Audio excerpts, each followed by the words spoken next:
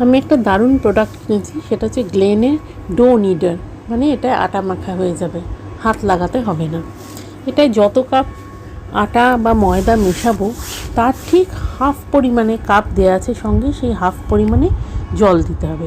আমি যদিও জলটা স্লাইট একটু বেশি দিয়েছি, তার কারণ আমি তো রুটি মেকারে করি, তাতে একটু মাখাটা সফট হতে হয়। এটা আপনারা আপনাদের সুবিধা মতো জল দিয়ে নিতে পারেন। জল দিয়ে নুন চিনি দিয়ে একসঙ্গে এটাকে চালিয়ে দিলাম। টাইমার সেট করা আছে, আপ টু 15 মিনিটস টাইমার দেওয়া যায়, বা নিজে হোল্ডে রেখেও করা যায়। আমি 5 মিনিটস টাইম দিয়েছিলাম। 5 মিনিটসের পর এটা অটোমেটিক্যালি সুইচ অফ হয়ে যাবে, কিচ্ছু করতে হবে না। শুধু দাঁড়িয়ে দাঁড়িয়ে দেখবেন যে কী সুন্দর করে এটা, কী সুন্দর হোমোজিনিয়াসভাবে এটা আটাটা মাখা হয়ে যাচ্ছে। হাতে এত সুন্দর করে আটা মাখা কিন্তু খুব কঠিন, সম্ভব নয় বলবো না, তবে খুবই কঠিন। এটা অটোমেটিক্যালি নিজের থেকে স্টপ হয়ে যায়, কিচ্ছু করতে হয় না। সুন্দর করে, খুব সুন্দর, একদম মোলায়েমভাবে মাখা হয়ে যায়, কোনো রকম দানার কিচ্ছু থাকে না।